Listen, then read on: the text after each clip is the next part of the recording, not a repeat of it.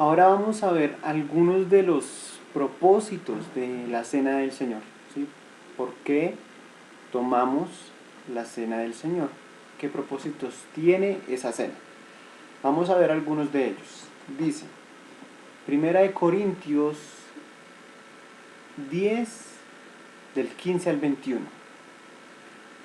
El primer propósito es comunión de los salvos, la comunión de los cristianos en el cuerpo y la sangre de Cristo, ¿sí?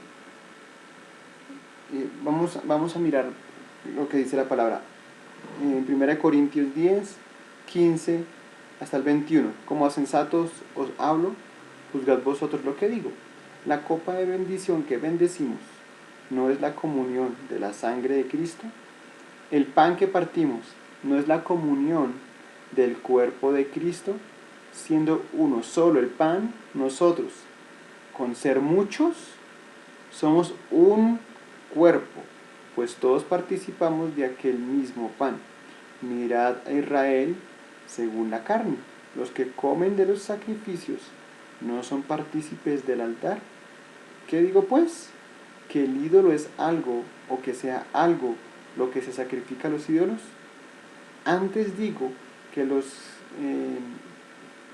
lo que los gentiles sacrifican, a los demonios lo sacrifican y no a Dios. Y no quiero que vosotros os hagáis partícipes con los demonios.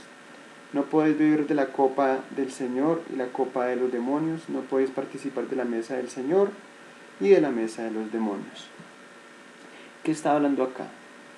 Que cuando comemos del cuerpo, dice, siendo uno el pan, nosotros, con ser muchos, los cristianos, somos un cuerpo, pues todos participamos de aquel mismo pan.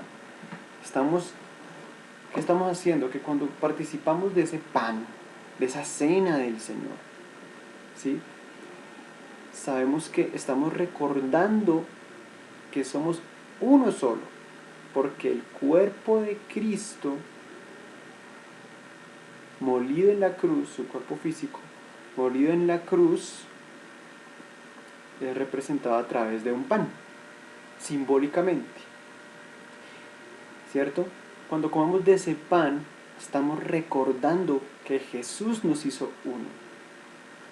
Recuerden la palabra, cuando nos habla que la iglesia es como el cuerpo de Cristo, donde Jesús es la cabeza, y nosotros, los demás miembros, somos el resto del cuerpo de Cristo. Entonces, ¿qué estamos haciendo? Hay unidad. Nos unimos como el cuerpo de Cristo a conmemorar, a recordar su muerte en la cruz. ¿Ok? O sea que el primer propósito es unidad del cuerpo de Cristo. Segundo propósito, 1 Corintios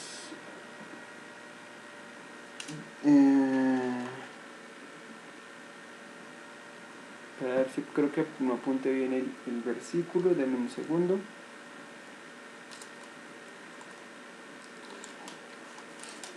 Porque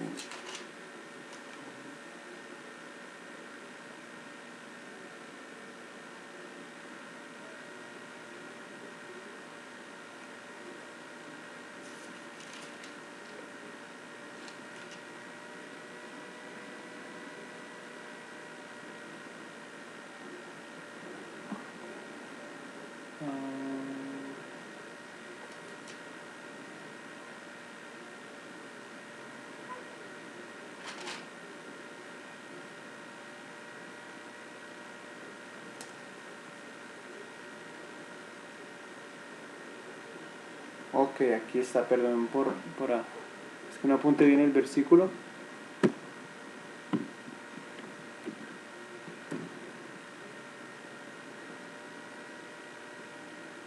Mire, dice 1 Corintios 11, 24. Y habiendo dado gracias, lo partió. Miremos desde el 23. Porque yo recibí del Señor lo que también os he enseñado, que el Señor Jesús, la noche que fue entregado, tomó pan. Y habiendo dado gracias, lo partió y dijo, tomad, comed, este es mi cuerpo, que por vosotros es partido. hacer esto en memoria de mí. Asimismo tomó también la copa, después de haber cenado, diciendo: esta es la copa del nuevo pacto en mi sangre. Hace esto todas las veces que la bebieres, en memoria de mí. Así que, ¿qué es lo que pasa? ¿Cuál es el propósito? Recordar el sufrimiento de Cristo en la cruz. Recordar que a través de esa sangre, a través de ese cuerpo, Él nos salvó. Él sufrió para salvarnos.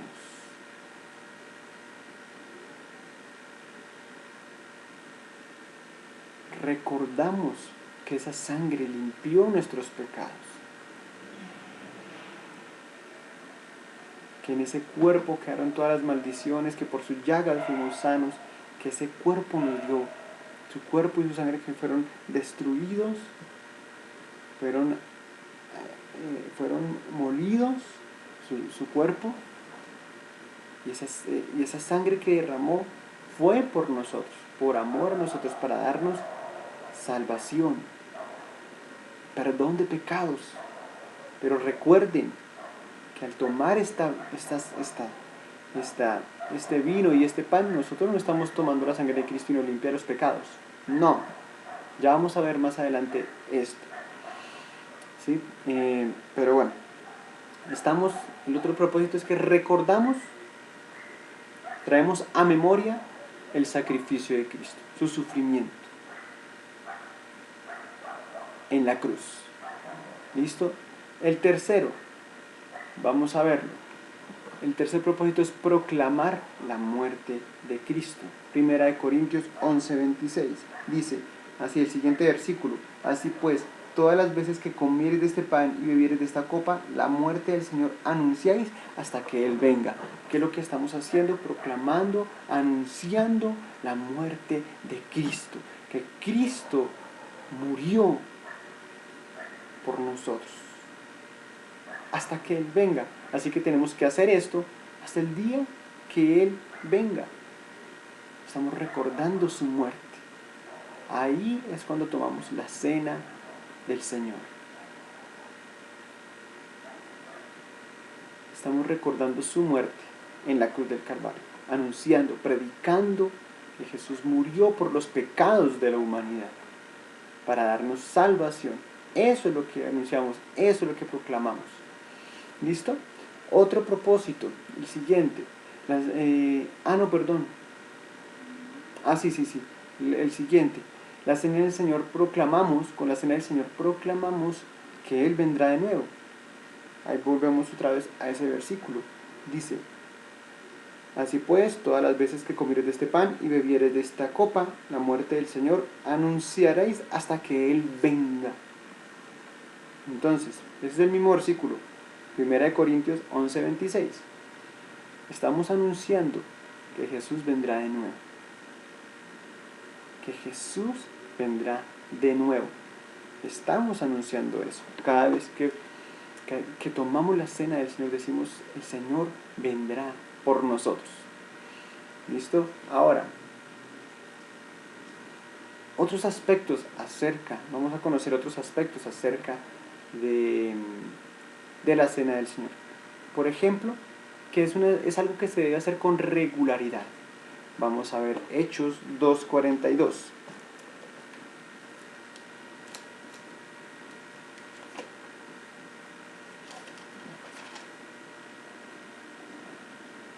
Dice: y perseveraban en la doctrina de los apóstoles, en la comunión unos con otros, en el partimiento del pan y en las oraciones. ¿Sí? Ellos perseveraron en eso. Dice, mire que antes decía otra cosa. Dice,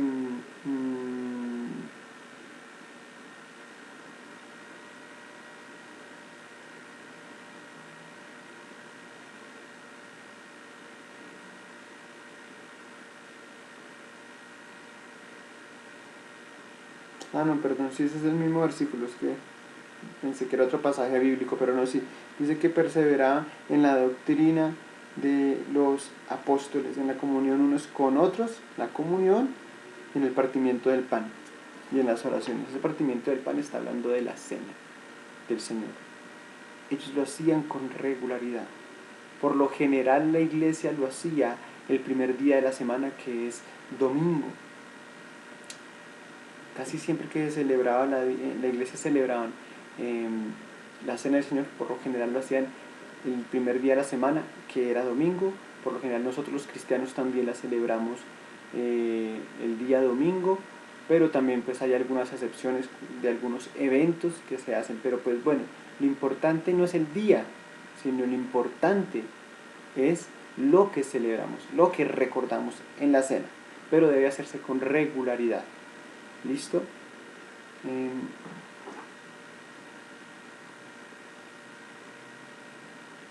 Por ejemplo, miren acá en este 45. Aquí también en Hechos 2:46 dice: no dejaban de reunirse en el templo ni un solo día. De casa en casa partían el pan y compartían la comida con alegría y generosidad. O sea, prácticamente ellos tomaban la cena del Señor casi todos los días, recordando lo que Cristo había hecho. Pero bueno, vamos a ver otro versículo, por ejemplo, que yo les estaba diciendo, Hechos 20,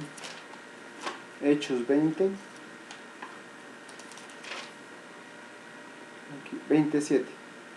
Dice: el primer día de la semana nos reunimos para partir el pan. Como iba a salir al día siguiente, Pablo estuvo hablando a los creyentes y prolongó su discurso hasta medianoche. Y quiero que también entendamos algo aquí, ¿sí?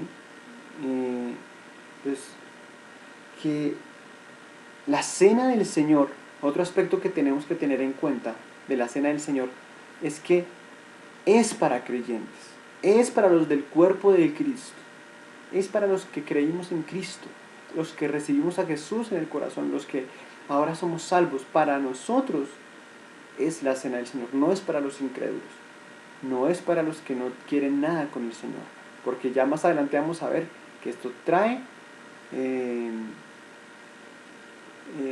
juicio sobre nuestras vidas, ¿sí?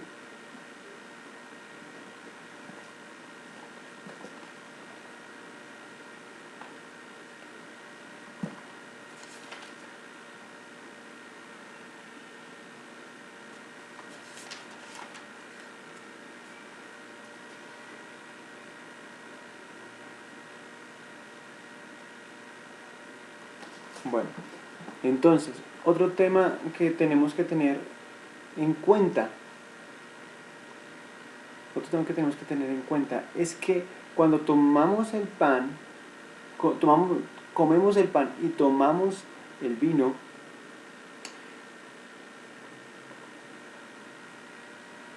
no lo estamos haciendo literalmente. Hay una doctrina que se llama la transustitución, transustanciación es la cosa, transustanciación. La transustanciación enseña que cuando comemos de ese pan y de ese vino, esa es una doctrina católica que enseña que cuando comemos de ese pan y comemos de ese vino, tomamos de ese vino, literalmente esa sustancia se transforma ese vino se transforma en la sangre de Cristo, y tomamos la sangre de Cristo y comemos el pan y comemos el cuerpo de Cristo. Pero eso no enseña la palabra. Jesús dijo sí en su palabra. Vamos a ver Mateo 26, 29.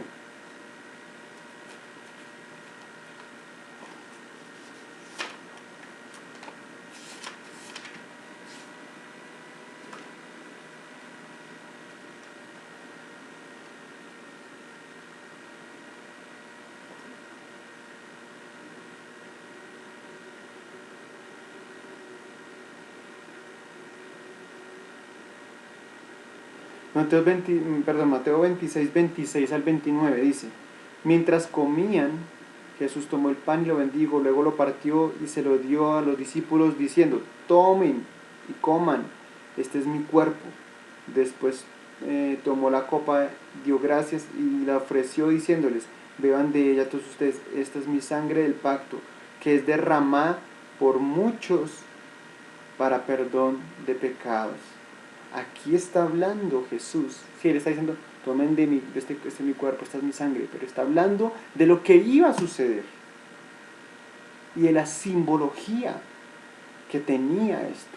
No está diciendo que literalmente estamos tomando la sangre de Cristo y que literalmente nos estamos comiendo el cuerpo de Cristo. No, eso no enseña la palabra. Jesús nos enseñó esto. Mire lo que dice de hecho el versículo 29. Mire lo que, primero que todo, miremos antes, dice, esto es mi sangre del pacto que es derramada por muchos para el perdón de pecados. Entonces, aquí se toman los católicos para decir que cuando ellos toman de ese vino, sus pecados les son perdonados. Pero no, Señor. Eso no. Es que Jesús está hablando de que su sangre es la que perdona los pecados. Pero cuando tomamos de ese vino no estamos tomando literalmente la sangre de Cristo. Es una simbología de lo que Cristo hizo en la cruz, de lo que su sangre hace. Recordamos lo que su sangre hace, que perdona pecados. Y mire lo que dice el versículo 29. Les digo que no beberé de este fruto de la vid desde ahora en adelante. ¿Qué está diciendo Jesús acá? Mire, otra vez les repito. Les digo, versículo 29. Les digo que no beberé de este fruto de la vid. Pues obviamente está diciendo que no beberá de ese vino. No está diciendo, no beberé de mi sangre, sino que está hablando de que eso es un vino, que es un vino. Por lo tanto, está afirmando que lo que dijo anteriormente era una simbología. Que ese vino era un símbolo de su sangre, no que es su sangre literal. Mira, aquí lo dice, les digo que no beberé de este fruto de la vid, o de este vino, desde ahora en adelante hasta el día en que beba con ustedes el vino nuevo en el reino de mi Padre. O sea que vamos a tener otra cena con Jesús cuando lleguemos al cielo con Él.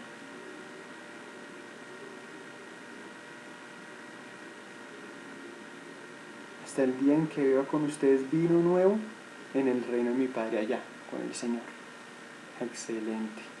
Cuando reine Dios Todopoderoso y estemos cenando con el Señor, ahí volverá a tomar de ese vino de nuevo. Entonces, ya entendemos que no es literal lo que está hablando Jesús, de que su sangre y su cuerpo son literalmente el vino y el pan. No, son, repito muchas veces, que es una simbología. Bueno, entonces vamos ahora a mirar la última parte de lo que pasa en la cena del Señor. Vamos a 1 Corintios 11 de nuevo. 1 Corintios 11.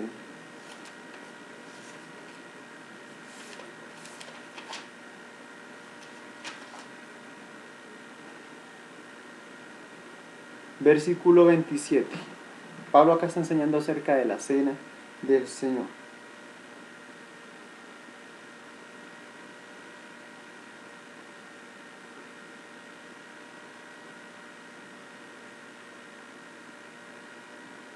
Mire lo que dice acá.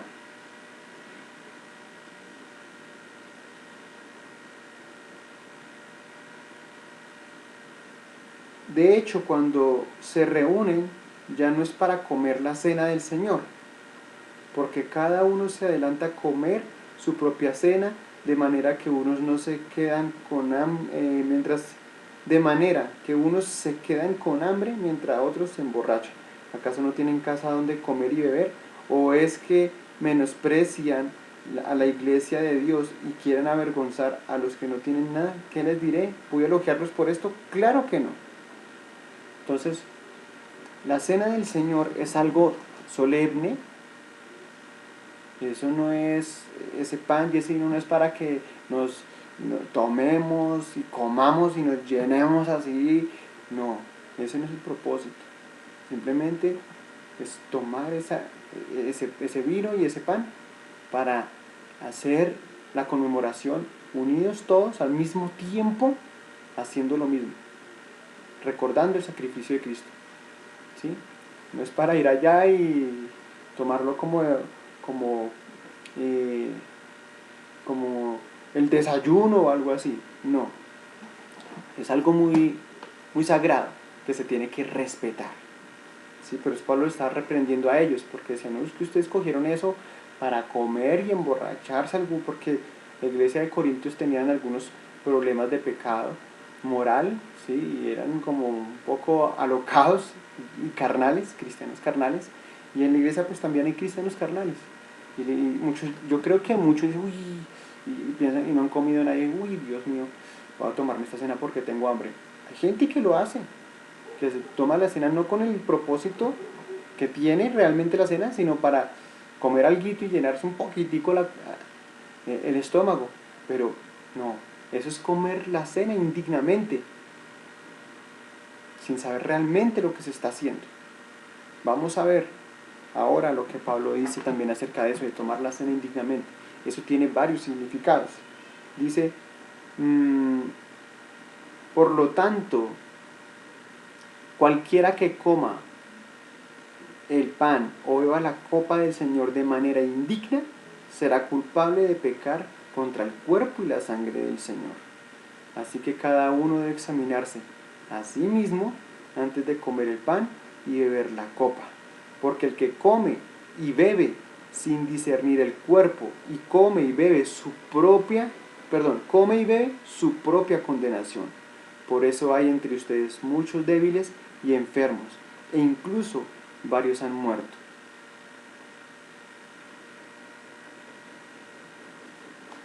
Entonces, ¿qué está diciendo acá Pablo? O bueno, ¿qué está diciendo acá el Señor a través de esta carta a los Corintios?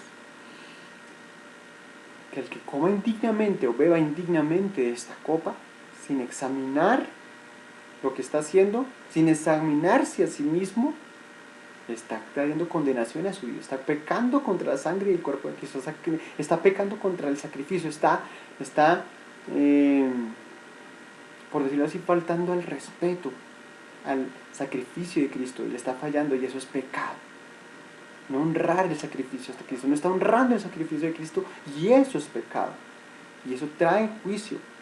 Dice ¿qué dice?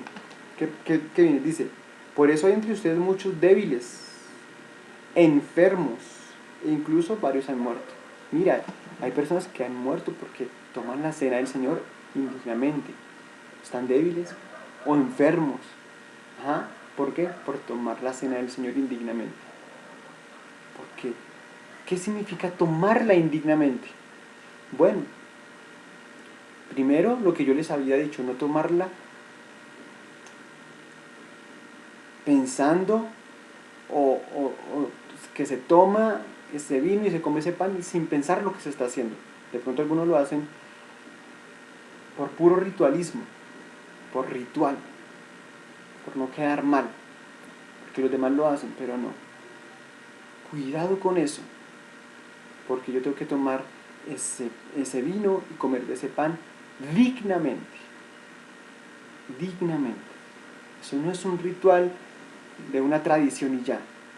No, tengo que pensar por qué lo estoy haciendo. Porque estoy honrando, alabando a Jesús por su sacrificio. Estoy recordando que Él hizo ese gran sacrificio en la cruz, que ese cuerpo fue molido en la cruz, que su sangre fue derramada hasta la última gota por mis pecados. Tengo que recordar eso. ¿Qué recuerdo? Que sin ese sacrificio yo no tendría vida eterna. Ahí eso es lo que tengo que hacer. Eso es tomarlo dignamente. Pero también, si yo no me examino a mí mismo y estoy viviendo, lo puedo tomar indignamente cuando estoy viviendo una vida sin arrepentimiento. Cuando estoy viviendo una vida en pecado, persistiendo en el pecado. ¿Yo puedo pecar? Claro, porque pues en ese caso, pues nadie podría tomar la cena, pues porque todos pecamos. Pero hay que decirla indignamente cuando yo no tengo arrepentimiento en mi corazón, cuando yo no estoy viviendo una vida cristiana íntegra para Dios, cuando yo no estoy viviendo conforme a la palabra de Dios, cuando yo estoy viviendo tibiamente, estoy viviendo con un pie en la iglesia, voy a la iglesia los domingos, pero entre semana estoy viviendo una vida de pecado. Eso es tomar la cena indignamente, y eso trae juicio a nuestras vidas si la tomamos indignamente. Tenemos que tomar nuestra cena como personas que están viviendo para el Señor, con un corazón arrepentido.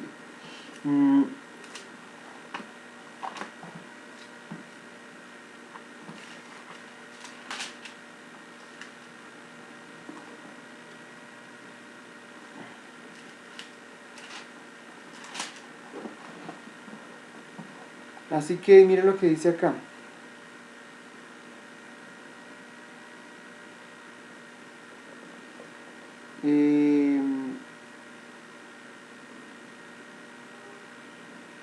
Dice, si en 1 Corintios, seguimos en 1 Corintios 11, seguimos en el versículo 31, si pues nos examinamos a nosotros mismos, no seríamos juzgados, mas siendo juzgados somos castigados por el Señor para que no seamos condenados con el mundo. Entonces, ¿qué es lo que está diciendo acá? Que tenemos que examinarnos a nosotros mismos antes de tomar la cena del Señor, para no ser juzgados por el Señor, para no ser juzgados por Él.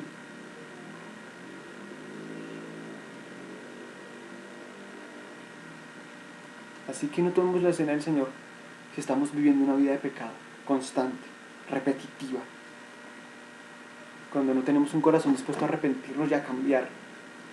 Mucha gente la toma y quiere seguir pecando como siempre, sin ningún arrepentimiento. Eso trae juicio a sus vidas. Así que examinémonos y vamos, ¿estoy viviendo rectamente de Dios? Antes de tomar la cena, pensamos y nos examinamos a nosotros mismos y decimos, ¿estoy viviendo en pecado? ¿Voy a tomar esta cena dignamente? Hagámonos estas preguntas antes de tomar la cena del Señor, porque es algo serio, algo muy sublime, algo que tiene que respetarse, ¿sí? Para que el juicio de Dios no venga a nuestras vidas. Y no tomarla por comer o por llenar el estómago ya. Mire lo que de hecho dice aquí la palabra, aunque parezca chistoso, pero es verdad. Dice en versículo 33, que sigue, estamos ahí en 1 Corintios 11, ahora versículo 33, así que hermanos míos, cuando os reunís a comer, esperaos unos a otros. Si alguno tuviere hambre, coma en su casa, para que no os reunáis para juicio. ¿Sí? Las demás cosas las pondré en orden cuando fuere. Bueno, mire, si usted tiene hambre, espérese y llegue a su casa a comer, pero no a coger la cena del Señor simplemente para llenar su estómago y ya. Es una falta de respeto. Se toma ya sabemos, como lo hemos dicho, con la seriedad y con el propósito por el cual fue establecida e instituida la cena del Señor. No para llenar mi estómago, no para quitar el hambre. ¿Listo? Porque eso también trae juicio al Señor, eso también es tomarlo indignamente. Así que bueno, este ha sido la clase de hoy. Si tienen alguna otra pregunta acerca de la cena del Señor, pues bueno, me pueden decir, preguntar, llamar o escribir, y con mucho gusto les puedo colaborar. Así que bueno, eso ha sido todo por hoy. Así que Dios les bendiga y chao.